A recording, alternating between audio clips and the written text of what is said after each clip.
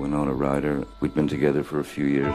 Very wild and passionate couple. Are you in love? Yeah. Do you think it's important to have a stable relationship when you're 19?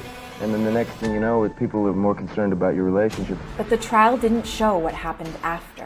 When we broke up, how do you fix that? This wasn't just like a breakup for Winona. She went down a rabbit hole. This sort of piercing loneliness. They put me in the psychiatric ward. You would hear screaming at night. Winona Ryder was arrested last night and charged with 4 felonies. A barrage of cameras, tabloid headlines, and court appearances. We found a sinister pattern between Winona's trial and what happened to Johnny and Amber. A major celebrity, courtroom drama, real-life drama. An all-consuming public obsession. Millions of people judging me. She really overdid her reactions, facial gestures. It's really weird. This goes beyond entertainment. She took the stand today, and now the stand is missing. The way they dragged her through I would say mud, but it was like broken glass. This feeding frenzy has been going on for 20 years. Winona Ryder was hit on the crush of television cameras. But Winona's finally had enough. This is the real life story behind the tabloids. What was the first clear sign you were in trouble? I felt completely beat up by myself, feeling like I didn't belong in the world. And I was having these horrible anxiety attacks. I remember really being so terrified of letting anybody around me know. What was she so upset about? Winona had just broken up with her first love, Johnny Depp, and she was about to go through her own very public court case, which has some striking similarities to what happened in Johnny and Amber's defamation trial. Johnny's trial, it's almost like soap opera-y. After digging into what happened with Winona, we discovered the story is way more complicated than people think.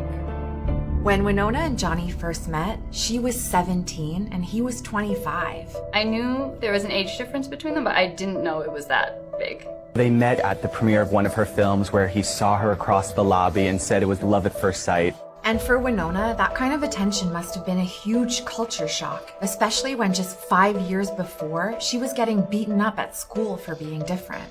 They slammed my head into a locker. I fell to the ground and they started to kick the shit out of me. I had to have stitches. Walking home after leaving the nurse's office, I was pretending I was in some gangster movie. It was my way of dealing with it. Like, what made her an outcast? She grew up on sort of a hippie commune and she was active in social justice causes as young as age 12. Wasn't Johnny an outsider too? I thought so too, that at the time he met Winona, he was actually really popular and mainstream as a teen idol. He was already a star of 21 Jump Street and he was being followed by the paparazzi. Their romance happened really fast. Within a few months, they were engaged. The two of them together created this sort of unintentional power couple that neither one of them actually wanted to be. Winona, how do you feel about making with Johnny? Well, I'm looking forward to it. It means we get to spend more time together at least. Are you in love? Yeah. They were so devoted to each other that Johnny even got a tattoo that said Winona forever. Wasn't his tattoo brought up in his trial with Amber Heard? Yeah, and at the time, even Winona thought it was a little crazy. I sort of was in shock. I couldn't believe it was real. It's a big thing because it's so permanent. But it wasn't, and neither was their relationship. And you've got Winona forever. I presume that's Winona Ryder. We've split up. You had the tattoo taken off? No, of course not. These tattoos, for me, are a journal. I wear my journal. I did go back and rewrite my journal to some degree. I took off the last 2 letters and had it say wino forever. So why did they actually break up? We don't know for sure, but it seems like the media played a part. Winona compared it to a constant mosquito buzzing around us, but Johnny went even further. It was my mistake to be as open as we were, he said, but I thought if we were honest, it would destroy that curiosity monster. Instead, it fed it, gave people license to feel they were part of it.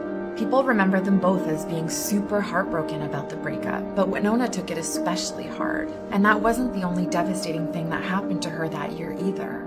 12-year-old Polly Klass. She was kidnapped at knife point from the bedroom of her home in Petaluma. Petaluma was Winona's hometown, so when she heard about the kidnapping, she immediately got involved, bringing national attention to it. I feel really really confident that she is going to come home. She even offered a $200,000 reward.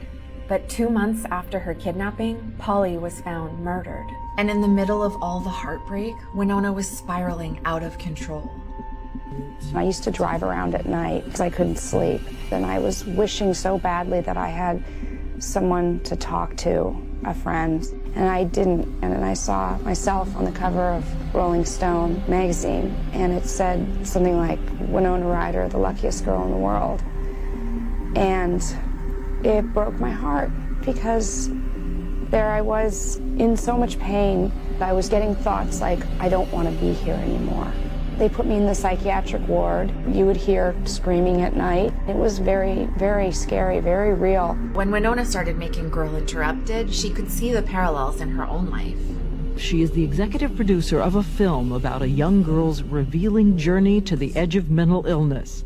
What I learned, she said, was that no matter how rich you are and how much you pay some hospital or doctor, they can't fix you. You have to figure it out for yourself. With what happened in high school, where at first she was like using like her imaginations and like characters to cope, but now it seems like she's using it as a release, you know, and to like work through her problems. I feel like I'm at an age where I don't have any more excuses. I have to be responsible.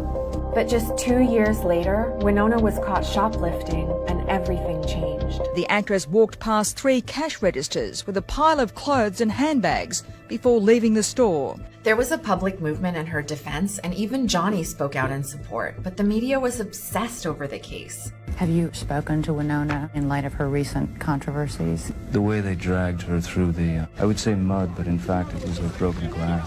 Payback time for Winona Ryder. Winona Ryder is in trouble. She took the stand today, and now the stand is missing. The media coverage went on for almost a year before Winona went to trial, and they even used her mental health struggles against her. Time magazine reported she fits the profile of a kleptomaniac.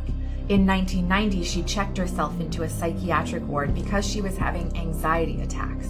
How do you go from anxiety attacks like 10 years ago, all of a sudden to like, oh, she's a kleptomaniac? But that's not even the worst thing she was accused of during the trial. When Winona's sentencing was televised, people obsessed over this iconic photo of her reaction. But it's not actually her reaction to the verdict. It's something way more shocking. Garriga spoke of Ryder's many good and charitable acts, specifically the reward she put up a decade ago for the return of a missing California girl, Polly Klaas. But prosecutor Ann Rundle quickly pounced on Ryder's attorney for bringing up the Klaas case, and the courtroom exploded. It's for someone to trot out the body of a dead child. That is just so outrageous, Judge. That really is. For a year, and I'm asking to try and like flip that story just to vilify her, like that's awful. People criticized Winona for a reaction that was taken out of context, and we can see the same thing happening to Amber Heard. When the judge read out her verdict, it seemed like he wanted to make an example of her. You have disappointed many people. I'm going to hold you accountable. What Winona did was wrong, but it seems extreme for her to be banished from Hollywood for 15 years over it. But that's exactly what happened. While Johnny was finding mainstream success with Pirates of the Caribbean, Winona was dropped from her next project and nobody would hire her anymore. So why did she do it? We can't say for sure, but after digging into some interviews, we found out that Winona revealed, psychologically, I must have been at a place where I just wanted to stop. I was so used to people telling me who I was. These labels were being slapped on me and I didn't have any life outside of it. So when she was cast out of Hollywood, Winona had to stop escaping through her work and try something different. What did she do next? She went back to her roots and focused on helping others. And she even hosted a benefit for 3 teenagers who had been wrongfully convicted of murder. Winona told Porter magazine in 2016, a lot of people had the perception that I just disappeared in the 2000s. And I did. It was a great awakening. It just wasn't in the public eye. Wait, 2016. Isn't that the same year Johnny and Amber's court case started? Yeah. And while he was falling out of favor, Winona was having her comeback as Joyce Byers in Stranger Things. After taking time to reconnect with what really mattered to her, Winona came back to acting on her own terms. This show has really changed my life. Now, instead of escaping, Winona can show up as herself and be that weird girl and that outsider. And not only that, she's making it okay for others to be themselves too. She was literally like a second mother to me. She drove onto set one day just to see if I was okay.